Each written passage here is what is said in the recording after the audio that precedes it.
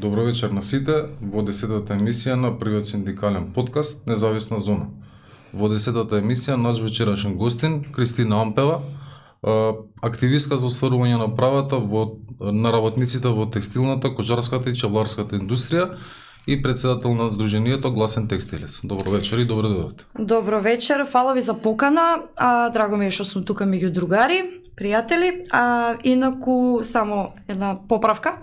Веќе сме Сдружение за заштита на работнички права, бидејќи започаа работници не само од текстилната, кожарската и чевларската индустрија да бараат помош од нас, туку и од целиот приватен сектор, така да моравме да мениме статут, меѓутоа да останавме као Гласен текстилец. Вашето име секогаш се поврзува со Гласен текстилец. Која е мотивацијата за формирање на ваквото здружение? Која сте всушност вие?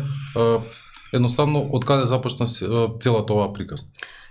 Вака, јас сум Кристина Ампева од Штип, мајка на 3, еве прво тоа, и поранешна текстилна работничка. Од каде дојде идејата и зошто поврзуваат, бидејќи сум една од основачките на Гласен текстилец, како и многи колешки мои од текстилната индустрија, бидејќи во тоа време, знаете, 2015-2016 баш и не функционира синдикатите конкретно за во текстилна индустрија, ниту пак инспекторатите и надлежните институции, бидејќи имаше многу што да се каже што се случува во конфекциите, меѓутоа при немање на поддршка од различни фактори, моравме ние тогаш како текстилни работнички да започнеме да збориме за тоа што се случува зад вратите на конфекциите. Односно оној мобинг, дискриминација, бидејќи знаеме нели дека повеќето од текстилните работнички се жени. Меѓутоа и ненормалните тогаш услови на работа. Знаете, летно време вие да работите под 40 степена температура внатре во погоните, зимно време да се покривате, се ги покривате ноите со партали, што се вели, со материјалите со кои што работите, не е баш и нормално.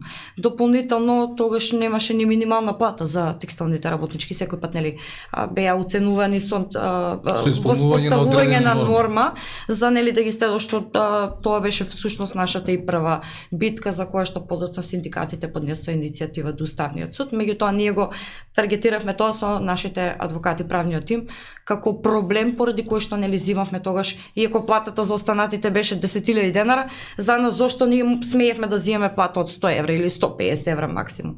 Така да, баш поради тие причини, Кристина Ампева е една од основачките на Гласен текстилец, сегашна председателка. Колку време функционира Сдруженијето и кои се неговите главни цели и задачи? Сдруженијето, бака ќе кажам, неформално започнав некаде 2015-2016 како активистка, меѓутоа Сдруженијето е основано од 2017. Главни цели се тогаш беше застапување на правата на текстилните, кожарските и чевларските работници, меѓутоа подоцна можам да кажам дека добивме некако поддршка, а и работниците од останати од приватен сектор некој довија доверба во нас и започаа тие пријави. Имавме потешкоти пријавите, например, од некој од обезбедување или некој од градежен сектор, да го застапуваме пред надлежна институција и рекоа, вие сте само за текстилни работници. Во ред, сега ќе ги смениме целите задачите, така да започнавме да ги застапуваме работниците од целиот приватен сектор. Затоа сме сега Сдружение за заштита на работнички права. Која е вашата оценка? Како ви оцениле? Дали работниците доволно се охрабрени да пријавуваат одредени прекршоци на работните места? И едноставно дали се обраќаат кај вас во Сдруженијето? Да. Од 2017 значи даваме бесплатна правна помош на работниците. Еве конкретно во корона кризата можам да кажам само во 2020 имавме некаде околу 12.000 опфат на работници од целиот приватен сектор кои што се соочуваа со тогаш, знаете, откази, неисплатена плата или неисплаќање на минималната плата и слично за кое што помош нели фирмите добиваа поддршка и од нашиот народен буџет, државниот буџет. Мислам дека се охрабрени, повторно ќе речам, бидејќи во тоа време, кога, например, јас пријавував во конфекцијата кај што работев, кога пријавував, слушајте, во недела сме на работа, оваа недела немаме ни еден слободен ден, моето име беше кажано на газдите кај што работев. Меѓутоа сега работниците знаат дека доколку сакаат да останат анонимни, ние пријавуваме во нивно име, така да они не се соочуваат со некои реперкусии, некој да им врши притисок или слично. Исто интересно е дека додека моменталната, мислам сега имаме нели технички министар во труд и социјална, меѓутоа Јована Тренчевска додека беше директорка на Државен трудов инспекторат рече во една прилика, видете, на телевизија ова го кажа, видете, вика, порано имавме многу мал број на пријави. Сега можам да кажам дека од која година кажа таму, вика дека за 300% се зголемени преставките, а најмногу преставките од текстилната индустрија, што можам да кажам дека навистина сме делувале, еве сме ги охрабриле работниците да пријавуваат дополнително на 450 судски постапки од 2017 до сега покажува дека не ја водиме битката само, еве, као сме дале правна помош, меѓутоа и институционално, меѓутоа и ни судските лавринти продолжуваме да им даваме помош и поддршка на Меѓутоа и работниците. самата опција за анонимна пријава сепак ни дава до знаење дека сепак работниците се уште се уплашени да ги побараат своите права. Ваше мислење како стоиме на тоа поле? Па јас можам да кажам дека изминатиот период имаме работници, и тоа зголемен број на работници кои што велат дајте мола ми изготви ми барање до работодавачот или барање до Државен трудов инспекторат, не знам, зависи кај им треба, не ми требате вие со подпис, и јас ќе си ги побарам моите права соодветно, меѓутоа еве пополнете ми со овој образец. Така да мислам, од една страна се охрабруваат, меѓутоа да, не е доволно, не е доволно. Се уште се трпат реперкусии од страна на работодавачите. 3 декади несоодветен одговор и заштита на работничките права го направило ова што го направило, така да не можеме да речеме они се криви или не знам што. Затоа сме и ние тука, баш тоа го кажав и на сега што имавме во Париз, за жал поради пасош не можев да бидам присутна таму. Тоа и го кажав, тоа е еден од механизмите зошто работниците се охрабрени и зошто се зголемени пријавите, па и судските постапки. Со оглед на тоа што во јавноста многу малку се знае за производниот процес во конфекциите, кажете ни подетално како се одвива истиот и кои се најчесто прекршувањата кои се вршат од страна на работодавачите? Можам да кажам од тоа што не им се дава примерок на договорот за вработување, до неисплаќање и неевидентирање на прековремената работа, работата за празник или во ден на неделен одмор. За среќа веќе од како го иницииравме тоа законско решение, сега барем во конфекциите немаме работа во ден на неделен одмор. Незаконски откази моментално ни се така повеќе ги има веројатно поради оваа економска криза. Годишниот одмор, недавање на соодветни денови од годишниот одмор, едноставно пропаѓа вториот дел од годишниот одмор кој што не им се дава. Тие поради страв најчесто него ни бараат доколку ние не поднесеме до трудовиот инспекторат.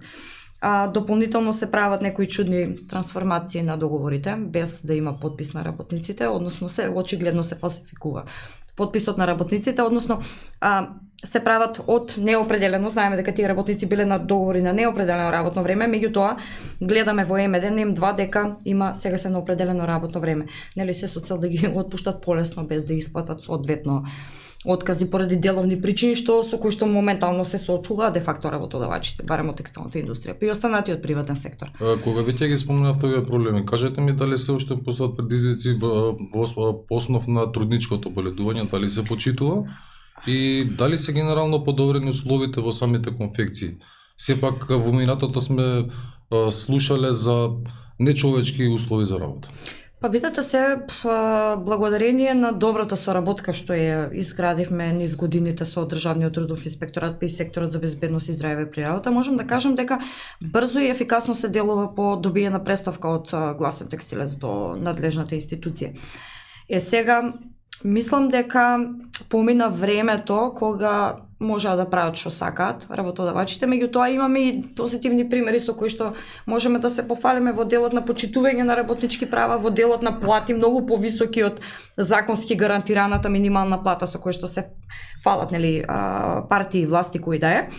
Меѓутоа и работниците имаат, еве да кажам конкретно во Штип, има доволно странски инвестиции и не се плашат веќе на пример да си побараат поголеми права или во спротивно си заминуваат од тоа работно место.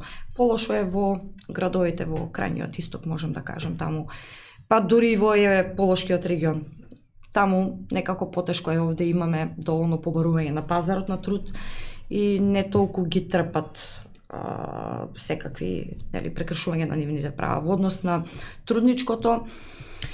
Дали се почитува, значи можам да кажам дека максимално се искористува она како да кажам оставена врата за манипулација и работничките кои што се бремени се договори на определено со договори на определено работно време не се заштитени. Така да голем дел од нив го немаат, на крајот не го исполнуваат условот за да имаат платено породилно отсуство. Имавме еден случај со компанијата Просветно дело, можам да си ја кажам слободно, тоа е предмет што го работевме, за кој што и до трудов инспекторат се обративме и до комисија за заштита и спречување дискриминација, каде иако работничката беше со договор на определено работно време, сепак фирмата одлучила да пушти оглас, не го продолжи договорот, меѓутоа да пушти оглас за истото работно место на истата локација, така да докажавме дискриминација. Сега се надевам дека во скоро ќе се случи и судската постапка, која што ќе ја мониторираме секако. Кажете ми, која е постапката што вие како здружение иницирате во моментот кога ќе биде пријавен одреден проблем од страна на работник? Еве повторно, ако работникот сака сам да си ги побара своите права, до работодавачот или до надлежната институција, најчесто трудов инспекторат, им изготвуваме соодветни барања, нели од нивно име. Соодветно припремани од правник вработен во гласен текстилец. Меѓутоа, кога сакаат да бидат анонимни, сепак треба да ни достават некаков доказ. Да, например, Кристина работев цел месец, исплатено ми е под минимална плата. Те молам дај ми ли за плата, извод од банка, што и да е, за да можеме да реагираме. Сепак не можеме како здружение да си дозволиме да работиме и по лажни представки, бидејќи знаеме дека и тоа може да се случи, нас како здружение едва и не чекаат на грешка. Кога ќе се осигураме, тогаш испраќаме трудов инспекторат до таа компанија и гледаме дали тоа може би се случува и на останатите работници. Дали не им била исплатена конкретно за ова минималната плата, или сега имавме случај со една фирма каде што не беше соодветна температурата за условите баш во зимските месеци. Значи газдите одлучиле да штедат на електрична енергија по цена на здравјето на работниците, така да си испративме соодветно инспекторатот наше име. Дури работничките као термометар имало во фирмата, ни го сликаат, еве кукава е температурата, значи 15 степена не е соодветна температура. Така да беше трудов инспекторат, односно инспекторот област на безбедност и здравје си постапи, го натера работодавачот да си ги почитува сите правилници согласно БЗР, законот за безбедност и здравје, и тоа е тоа. Вообичаен и следиме до каде е постапката. Например, работниците од нас не се плашат, така да постојано известуваат до каде е постапката, била ли инспекција, на кој начин била водена инспекцијскиот надзор, дали се задоволни, дали им е исплатено, така да во постојана комуникација сме со работниците. Дури инспекторат кој ќе рече нема таму ништо или не знам што, работниците ако се уште не се задоволни, ние собираме се уште докази, ако треба се обраќаме и до повисоки инстанции. Со ова што не го кажувате, сепак на некој начин се укажува на тоа дека постепено се случуваат некои промени. Дали генерално сте задоволни од ефикасност и ефективноста на институциите, дали се на потребното ниво, со оглед на тоа што сепак од другата страна се работи за странски и домашни компании со енормен капитал и со големо влијание? Вака, можам да кажам дека работевме многу на нашата репутација изминатиот период. Едноставно, прво време бевме као бабарогите, еве ги од Штип, меѓутоа сега се сметаме за партнери на трудовиот инспекторат. Така да можам да кажам во 90% од представките се во корист на работниците, добиени, така да сум задоволна. Доколку некој инспектор не си ја врши соодветно работата, се знае дека има инспекцијски совет. Така да се обидуваме да бидеме на некоја во постојана комуникација со таа институција, меѓутоа е да бидеме сите ефикасни и ефективни. На крајот од денот тие се платени од граѓаните, не сме ние. Ние се финансираме од странски фондови за разлика од нив, кои што се платени токму од средствата кои што ги издвојуваат, нели, работниците од нивните плати за платите на административните службеници на крајот од денот. Така да можам да кажам дека трудовиот инспекторат е сум задоволна од нивниот пристап и од нивната работа, додека од некои други инстанции повисоки, како јавни обвинителства, како апелационен суд кај нас конкретно, можам да кажам дека воопшто не сум. И тоа го имам нагласено и на пресконференции, не е ништо ново. Вашето здружение покрај за заштитата на работничките права исто така се залага и за родова еднаквост. Во јавноста има мислење дека најголем дел од вработените во конфекциите се жени. Дали воопшто постојат мажи шијачи, дали се тие само шефови? Па не, постојат и мажи кои што имаат соодветни операции, меѓутоа тие се најчесто и во кројница и во завршно оделение во магазините, така да, ама да, 80 до 90% се жени. Родова еднаквост, мислам дека доволно организации има што работат со родова еднаквост. Ние, повторно ќе напоменам, повеќе сме тука во делот на дискриминација на работно место. Овие што ги збориме, бремени се, не им се продолжуваат договори или слично, или пак мобинг на работно место, кој што верувајте и како го има секаде. Ама посебно да кажам дека во ваквите индустрии каде што најмногу е женска работна сила, нели, пошто жените се сметаат како жени, нели, како. Така да повеќе во тој дел, дискриминација и мобинг на работно место. Со оглед на тоа што во конфекциите сепак работат работнички од понискиот социјален статус, дали имате пријави за притисок на работното место, за мобинг, за можеби за сексуално вознемирување од страна на надредените или пак состојниците? Какво е вашето искуство во изминатиот период? Видете, за сексуално вознемирување, повеќе можам да кажам дека се користат некои изрази кои што не одговараат на работодавачи. Да кажеме, вие кој ќе кажете на некоја жена овцо, биди побрза, неспособна или не знам, значи поградни зборови кои што јас на пример мене маж да ми ги повтори вака на жена, мислам дека нема така лесно да помине. Меѓутоа тие си дозволуваат од позиција на моќ. Морам да кажам дека за сексуално вознемирување не, меѓутоа за поградни, за навредливи зборови кои што не верувате, желудникот ми се врти кој ќе ми текне на свето што ги имам слушано, да, го има и како. Се уште. За жал, 21 век, да. Сепак менталитетот кај состојниците во Република Македонија е таков каде што не размислуваат дека работникот го носи приливот на средства во компанијата, туку едноставно како работна сила. За жал не разбраа 30 години дека да, може би тие вложиле капитал, кој знае на кој начин стекнат у време на приватизација за нив златно доба, се сеќаваме на кој начин се одвиваше таа приватизација во 90-тите, меѓутоа, како да кажам, се уште го има. Не можам да кажам дека тоа се случува, на пример, во Штип или слично, повторно ќе речам, во се случува во региони каде што градоначалниците, иако имаат можност, нели, да овозможат, баш неколку пати го прашав и градоначалникот јавно на Делчево, зошто нема кај вас странски инвестиции и зошто четворица работодавачи од текстилна индустрија го имаат цело Делчево на располагање за да си играат со работничките и да се договараат колку да не исплатат или К15 да исплатат во износ од 1000-2000 денари. Значи, повеќе... Кој беше неговиот одговор? Нема одговор. Нема одговор, меѓутоа колку веќе со години мандат таму, јас неа видено ни една странска инвестиција во Делчево. Зошто само ова се случува во Делчево, не во останатите градови, на пример имаме во Штип, имаме во Кочани, имаме во разни региони, Битола и слично. Меѓутоа во Делчево не имаме. Зошто не имаме, прашање на кое што уште нема одговорено, за жал. Пред известно време од страна на владата на Република Македонија имаше најава за увоз на странски работници.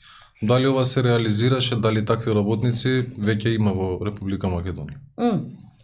Баш и тој што беше најгласен за да дојдат мигранти, странски работници, верувате ми, ја немам апсолутно ништо против, меѓутоа сметам дека тоа се смешни некои барања, кои што ние која држава нит можеме да си ги дозволиме. Као прво зошто, бидејќи немаме капацитет, кај ќе ги сместиме тие луѓе? Тие луѓе имаат фамилии. Дали планираат од нив да правиме или сега Македонија да стане Бангладеш на Балкан? Не знам. Мислам дека тоа се некои барања безвезални, еве ние и за моменталните бројка на работници, еве кај се? Во кој сектор се? Јас немам видено ни еден. Оправдувањето е од таа гледна точка што нема доволно работници во Македонија. Тоа е една погрешна и погубна политика. Дајте да ги доизбркаме нашите македонски работници и ќе донесеме, ама не знаеме никаде ќе ги сместиме. Дополнително како да не мислиме дека тие луѓе имаат нели фамилии со нив и дека треба ние да преземеме некои обврски према тие луѓе, или што мислиме дека овде ќе ги плаќаме со под минимална плата на некакви хонорарни, не знам. Еве го најгласниот работодавач кој што постојано ви вели и дава амин влада така да треба нели да донесеме мигранти, да донесеме странски работници, нашите да ги избркаме. Тој истиот во неговата конфекција нема ни еден. Знам во Свети Николе, само дека има неколку кои што се во фармите, неколку, значи можеме да ги изброиме на прсти од една рака до две. Мислам толку. Кај него зошто нема ни еден таков работник? Најверојатно концептот на владата е македонските работници да заменат во Хрватска и во Германија, јас сум на истото мнение. А ние да увеземе работници од Непал. Па јас сум на истото мнение, еве се води една скроз погубна погрешна политика која што не оди во прилог ни на државата, ни на економијата, ни на нас како граѓани на Македонија. Така да не знам за кого ги прават политиките, ама тие се скроз погубни. Погубно е што еве имаме само еден работодавач кој што има текстилна компанија во Свети Николе кој што вели да увеземе странски работници, а тој не пуштил ниту еден странски работник во неговата фирма. И сега малце ми е несериозно кој припрви, нелогично успат. Да. Како една ваша позначена активност е текстилијадата која веќе традиционално ја одржувате, на која присуствуваат и странски гости. Кажете ни нешто повеќе за самиот настан, кој едноставно што е целта на настанот, нешто поконкретно околу тоа. Да, текстилијата веќе 7 година, минатата година беше одржана. Да, зима веќе интернационален карактер, имаме гости од Шведска, од Германија, ни доаѓаат странски модни брендови, колеги, пријатели, синдикалци од, да не речем, од цел свет. Што е идејата? Текстилијада порано го имало во време на Југославија, меѓутоа како спортски настан. Сега ние едноставно преку тие 3 дена им сакаме да покажеме на работниците, меѓутоа и на целата јавност, бидејќи нели постојано има напади кон организациите што прават, перат пари, нели зимаат од вие од оние донатори, ништо не работат. На нас тие 3 дена ни се на некој начин да прикажеме што сме сработиле. Тогаш имаме и весник, нели промоција на весник Текстилец, кој што го зиеме по примерот на некогашните весници кои што се издавале во склоп на југословенските Астибо и Македонка кај нас гиганти. Не само кај нас во Штип, него во цела Југославија гиганти. Тогаш можам да кажам дека во тоа време, во време на тој мрачен комунизам, кој што нели со кој што не плашат, работниците сами стварале култура во склоп на фабриките. Например, Македонка и Астибо имале свое радио, свој весник, свое културно-уметничко друштво. Еве ги испраќале работниците и шиеле работничките од Астиво, шиеле униформи спортски за да може да се надпреваруваат на тој текстилијада настан кој што бил во време на Југославија. Ние едноставно сакаме да ја вратиме културата назад кај работниците кај што и припаѓа, бидејќи културата и уметноста не е привилегија само на богатите. Затоа имавме и огромен еден мурал кај што беше нацртана текстилна работничка која што ја земавме од архивот на Штип, значи вистинска текстилна работничка, некогашна работничка во Астиво. Каде што прикажавме дека жената текстилна работничка е она која што е двигател на економијата во Штип, барем конкретно, па и во целиот источен регион. Едноставно покажуваме преку култура и уметност дека не мора да плаќаат влезница некаде, бидејќи платата ја знаеме кукава, не можат голем дел од граѓаните да си дозволат, меѓутоа еве им ја доближуваме културата и уметноста до нив. Им ја посветуваме, да не речам нив. И самите ја прават уметност. Па тие ни помагаат. Секој пат кога ја планираме агендата за текстилијата за тие 3 дена, еве ваа година имавме 15 активности во тие 3 дена. Така да обем на една организација, меѓутоа сум горда еве што стана како еден вид традиција во градот, еве имаме поддршка од општина Штип. Така да значи ја препознаваат улогата на текстилијата. Меѓутоа да, доаѓаат многу гости, многу синдикалци, пријатели од регионот и светот. Можеме да разговараме што тоа се случува надвор од границите на оваа држава, да не слушаме само она што го слушаме постојано, мигранти, увоз на работна сила, не знам како него. Збориме за калкулација на плата за живот. Како треба да изгледа една плата за живот. Разговараме за тоа колку тоа млади има во синдикатите во Шведска. Зошто кај нас тоа го нема? Мислам, се тоа е, тие 3 дена се разговара и се прави се за да се вклучат и работниците, меѓутоа ете избориме повише за тоа што се случува во светот за работничките права. Првиот пат кога лично се запознавме јас и вие, ме запрашавте дали го познавам гласен текстилец. Кога ви кажав дека не ја знам, дека не го знам здруженијето, бевте зачуден. Да. Веднаш потоа ја отворив веб страницата и забележав дека функционира на вистина едно високо ниво.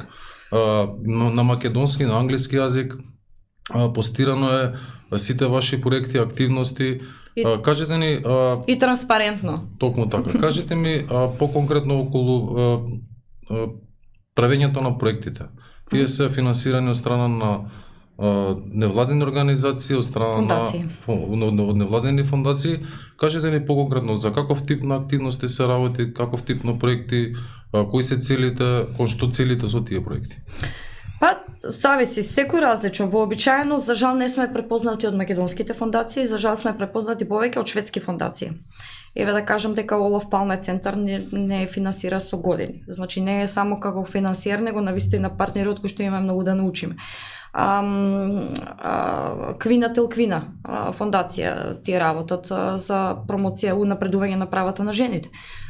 Повторно поврзаноста е тука. Фридрих Ебер Штифтунг. Тоа се некои, ајде да не ги наречам левичарски фондации, меѓутоа да. Значи препознати сме од нив, бидејќи во дел од нив членуваат и синдикати од Шведска, така да се што работиме не правиме ништо надвор од работничките права. Никој пат нема да измислиме чекате малце ќе работиме со некои етникуми. За нас работникот е работник и работиме само за нив. Не сме некоја, како да кажам сега да не се навреди некоја, не сме типична NGO организација, повеќе делуваме како синдикат. Или салонско здружение? Не сме салонско здружение, да, мислам дека до сега имаш видено дека не сме салонско здружение. Мислам дека не сме избегале со години од 2017 до сега. Иако сме биле грантисти на проекти од Европска унија и слично, не сме избегале од целите визиите, мисијата на гласен текстилец. Пред кратко време бевте на меѓународниот форум за корпоративна одложна одговорност во текстилната индустрија. Што може да ни кажете за самиот настан и колку присуството на едни вакви настани влијае кон подобрување на состојбата на работничките права? Па, мене ми е огромна чест и задоволство кое ќе видам дека е странски телевизиски кои ќе дошле во Македонија да снимаат за нас. Тоа беше, например, 2 пати Арте телевизија доаѓаше да не снима. Еднаш за текстилијада. Претходно беше во однос на брендот Олимп што замина од текстилната фабрика во Велес. Што работи друго гласен текстилец, значи тоа го објаснив, за жал поради пасош не можев да видам присутна таму, меѓутоа ето тоа го кажав за нашиот прв лажен стечај што го докажавме за прв пат во независноста на Македонија во текстилната индустрија. Значи толку до сега имаше затварање на текстилни компании, именување на имиња на фирми, меѓутоа еве додека гласен текстилец не се нафати да ги пријави соодветно и до финансова полиција и до УЈП и до слично, никој до сега немаше до сега пресуда за лажен стечај во текстилна индустрија. Тоа го направивме прв пат ние 2022. За прв пат овозможивме работнички да ги земат парите, после тој лажен стечај, за прв пат да ги земат парите директно од странските брендови за кои што работеле. Значи не од македонскиот работодач, него од странските брендови. Драго ми е што некако сме OECD е огромна организација, Fairware Foundation е огромна организација. Драго ми е што сме препознати како нивни партнери и не викаат. Од Македонија нема одамна представници веќе на тие форуми. Драго ми е што нас не препознаваат. Мислам дека тоа е поради транспарентната работа, што работиме, искрената работа, што работиме и многу победи кои што ги имаме. Мислам, не велам дека вау, ние сме the best, ама мислам дека до сега никој не се зафати во овој сектор како ние што се зафативме. Така да јас се гордеам со цела работа која што прави тимот на гласен текстилец. Меѓу другото тоа што го зборевме, ние не знаеме ништо за европските регулативи. Ние не знаеме ништо за европските закони. Сега имаме еден German Supply Law Due Diligence. Ние не знаеме апсолутно ништо, а уствари треба да знаеме бидејќи имаме германски компании кои што имаат седишта во Германија, меѓутоа имаат отворено нели тука соодветно фабрики огромни гиганти. треба да знаеме дека некој ако не ги почитува, некој македонски најчесто менаџер не ги почитува правата во фирмата овде, дека германецот горе треба да внимава на целиот синџир на снабдување и производство дали е се во ред. Значи до работникот, например, во Штип, дали е се во ред, до камионџијата кој што ги ја носи робата до Германија. Затоа и имавме успешна приказна со брендови, меѓутоа не беше само тој случај, еве као вратени се парите, имаме постојано случаи каде што еве конкретно во конфекциите. Работодавачот од Македонија смета дека К15, дека ССМ нели со колективниот договор им дозволи да си пријават као наводно загуба, па тука да се исплати 100 денара К15. Не, Дури странскиот... еден денар, не е 100. Дури еден денар. Ете, мислам до тука. Тоа е благодарение на колективниот договор таму. Меѓутоа еве брендот во Белгија или во Германија смета дека тоа не е во ред, работодавачот што го прави. И соодветно ги информираме, им праќаме мејл и тие велат сега ќе направиме истрага, ви благодариме што ни известивте. Ќе дознам дека за 2 недели од нашата пријава до нив дека е исплатено К15 во фул износ. Значи, тоа се некои работи кои што се, како да кажам, некои мисли дека се далеку од нас, меѓутоа не. Значи, тоа се некои закони кои што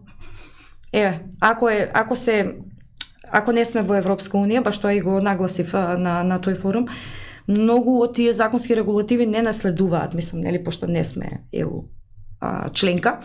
Меѓутоа можеме да се повикаме на нив. Исто како што тоа се прави и со вас како синдикалци.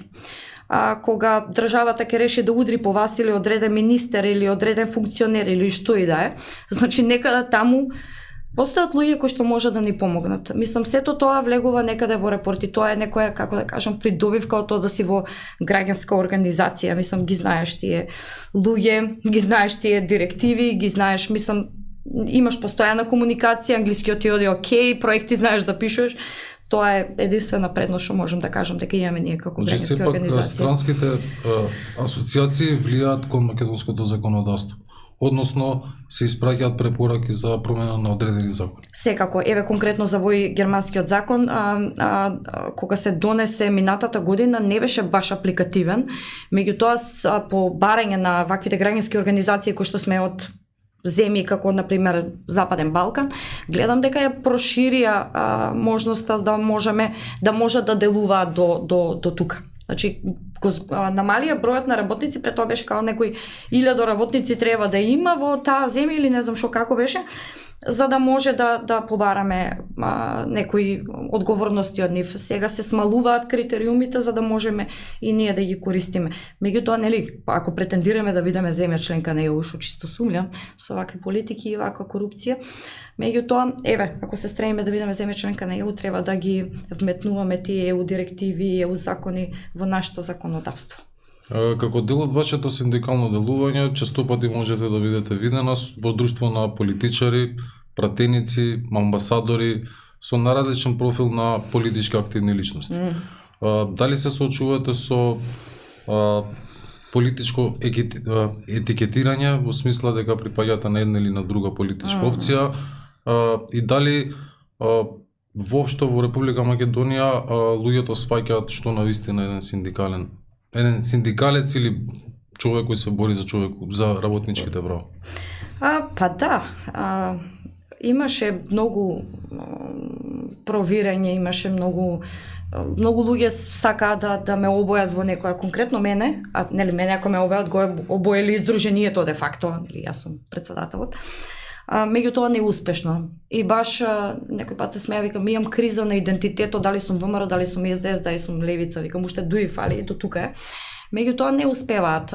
Мислам дека она доверба што имаат работниците кај нас, поддршката што ни ја даваат секојдневно, работите со кои што можеме да се пофалиме дека ги правиме, пријавите, бројките со кои што можеме да кажеме на волку и волку работници помогнавме. Мислам дека го дава легитимитетот дополнително. Еве да кажам, Бирото за развој на образование има стајано гласен текстилец за средношколците да учат како, мислам да истражуваат за работењето на гласен текстилец како организација која што се бори за социјална правда. Така да овие политички игри не добира до нас. Инаку работа ми е на мене, ако треба и со црниот ѓавол да седнам и тоа ќе го повторам и тука, мада еден политички лидер ми го зема тоа пред една емисија. Со црниот ѓавол ќе седам доколку тоа значи дека ќе подобрам некои состојби со работничките права. Значи јас немам проблем да седам ни со никој од политички лидери, со амбасадори и слично. Ако имаат тие проблем во ред, имаат некој од нив проблем, меѓутоа јас немам со никој проблем, бидејќи не може да ме обојат. Во моментот сте председател на граѓанско здружение. Дали некогаш сте размислувале за формирање на синдикат на текстилните работници? Зошто не пробате од таа страна на паричката да бидете и вие? И со самото тоа да официјално да може да преговарате со работодавачите, да бидете учесници во креирање на нов колективен договор. Едноставно зошто не синдикат? Одбегнувам, да, може да се каже како некој што ги има политички лидери што одбиваат да даваат решенија, ние не. Пробавме изминатиот период да оформиме синдикат, меѓутоа ние сакаме да направиме еден нов терк кој што го видовме од Хрватска, меѓутоа на некој од службениците во надлежното министерство тоа не им беше во ред. Еве сега премиерно кај вас, колеги, можам да кажам дека за некој ден ќе добиеме решение од Централен регистар дека сме го основале синдикатот на Гранков текстилен ќе биде овој гласен синдикат на работниците ќе се вика. Гласен синдикат на работниците. Да. На текстилните или само на работниците? На работниците. Почуваме со секторот текстил, направени се веќе 4 синдикални организации, значи синдикат на како го викате повисоко ниво. Да, и се надеваме дека натаму ќе продолжиме да се шириме и во останатиот приватен сектор, бидејќи како што кажав до нас се пријавуваат работници од обезбедување. Имаат навистина проблеми со евидентирање на прековремени часови работа. Во недела, знаете, зимаат минималец и постојано им се касни со плата. Така да мислам дека доволно правна помош сме дале, па имаме дури судски постапки и мислам дека можеме да одиме и натаму. Дополнително градежниот сектор. Многу работници од градежниот сектор се обраќаат за помош до нас. Мислам дека почнавме со текстилен, меѓутоа нема да се борам јас за некаква се репрезентативност и столче, него ќе гледам работниците сами да ценат што се случува во фабриките каде што ние имаме синдикат и дали сакаат така да биде и во нивните фирми. Сакам тие да одлучат, нема да се борам јас за некаква се репрезентативност или слично. Мислам, убаво е, нели, за да можете после да се фалите со некаква си репрезентативност која, верувате на работниците, апсолутно ништо не им значи. Меѓутоа Сепак тука не ви се согласам со вас дека не им значи ништо на работниците, а во таа смисла што да, работникот треба во вас да препознае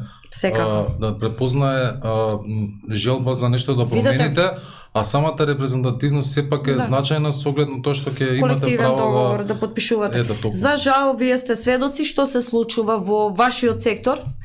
Знаете кој ги добива полицајците веднаш ќе завршат со полициска академија, така да кажете ми дали тоа е репрезентативен синдикалец. Мислам, репрезентативно сакам јас да имаме на ниво на фирма. Значи тоа е еден терк што го гледав по колегите мои од Хрватска и колеги други од европските земји. И некако тоа ми изгледа најфер. Па работниците нека ценат и нека одлучат дали сакаат да бидат кај некој синдикат кој што на тацна има добиено се од време на Југославија и се фали со бројки кои што ги нема де факто, бидејќи немате вие комисија за одлучување на репрезентативност која што уопште не се ни состанува, колку години се нема состанато. Така да мене ми е идејата репрезентативно сакам на ниво на фирма, меѓутоа не велам дека нема да се борам за репрезентативност на големата маса. Доволно ми е, бидејќи сега поранешната или сега веќе министерка, не знам, Јована Тренчевска, бидејќи мислеше дека после 5 години треба да тргне од законот за работни односи, од таа работна група, сакам да се вратам по секоја цена, бидејќи гледам дека многу работи се отидени по ѓаволите со новата драфт верзија и едноставно мислам дека вака како синдикат ќе се вратам на масата да се измериме силите со големите. Дали тоа биле синдикати или организации на работодачи, небитно. Има доволно искрени синдикалци со кои што ќе се бориме таму. Кажете ми, во изминатите години од постојањето на граѓанското здружение Гласен текстилец, на кои успеси сте особено горди? Што успеавте да постигнете што би можеле посебно да издвоите? Па мислам дека тоа што го детектиравме таа норма нели во закон за минимална плата, иако нели тогаш бевме мали, не беше до нас. И слично мислам дека им дадовме со нашите адвокати, кои што се и ваши адвокати, дадовме прецизно каде тој проблем се наоѓа, за да нели платата на текстилните работници зависи од таа меретна норма со која што се испаќаше многу под минималната плата. Повторно ќе речам, лажниот стечај за прв пат докажан во текстилната индустрија за мене голема работа. Соработката што имаме со организации и синдикати надвор од границите на Македонија што сме препознати е за мене успех своевиден, меѓутоа еве и брендовите. Она што успеавме да го направиме за прв пат, значи на нашата сметка на Гласен текстилец, тоа се пари. Не смееме, нели, имаме подпишан меморандум за соработка, меѓутоа скоро 50.000 евра стаса за 30 работника. Така да мислам дека тоа беше некоја своевидна победа, докажавме дека кога нема правда во Македонија, можеме да дојдеме до правда надвор од границите на Македонија. Тоа што сме во Биро за развој на образование и тоа што средношколците треба да истражуваат за работата што сме дадени како позитивен пример, повторно е своевиден успех за мене. Се надевам со синдикатот ќе имаме уште повеќе успеси, бидејќи ќе бидеме внатре кај што треба да бидеме. Нема да реагираме од надвор, како да кажам, многу е полесно кога сте од внатре. Пред самиот крај на емисијата, што ви сакале за крај да им порачате на сите работници, една ваша порака до нив? Па, еве да им порачам на сите работници, не само на моите текстилци и останатите од приватен сектор. Еве, бидејќи работодавачите, дури институциите честопати знаат да си поигруваат со нивниот труд, знаеме за тужбите кои што ги водиме и ние и вие и слично. Сметам дека треба да бидат свесни сите дека работниците се најбитниот капитал во една економија, во една држава. Кај еден работодавач, дали е тоа во приватен сектор, дали е тоа во јавен сектор, меѓутоа мислам дека треба повише да се ценат, да ги гледаме повише примерите од Франција, еве да видиме таму да им биде одземено некое право, дали ќе молчат како ние што молчиме. Мислам дека борбата може да се подпомогне со нивна помош, да не бидеме само ние сами како нели синдикалци, како еве граѓански активисти што и да е. Мислам дека треба да бидат многу погласни. Мислам почнуваат, меѓутоа можеме ние повише како работници. Ти благодарам на гостувањето, ти посакувам многу среќа и успех во ново формираниот синдикат Гласен. Синдикат на работниците, Гласен синдикат на работниците, и се надевам дека во следна прилика повторно ќе се видиме во студиото со нови теми и дај Боже успеси во синдикалното делување. Јас да ви заблагодарам на поканата. Драго ми е што бев денес тука, ни фалеше ваков еден синдикален подкаст. Се надевам ќе имате уште поинтересни гости и ќе продолжите еве и преку правни совети чисто као идеја, бидејќи ни требаат на сите работници на јавен и на приватен сектор им требаат повеќе совети и слично. Така да ви посакувам многу успех, уште еднаш фала ви за поканата и се надевам скоро ќе се видиме со некоја нова победа. Поздрав до сите, тоа беше се во вечерашната емисија со Кристина Ампева, председател на Сдруженијето Гласен текстилец. А пред самиот крај да ве повикам уште еднаш со subscribe, да не поддржите, да ги следите сите наши следни активности. Поздрав!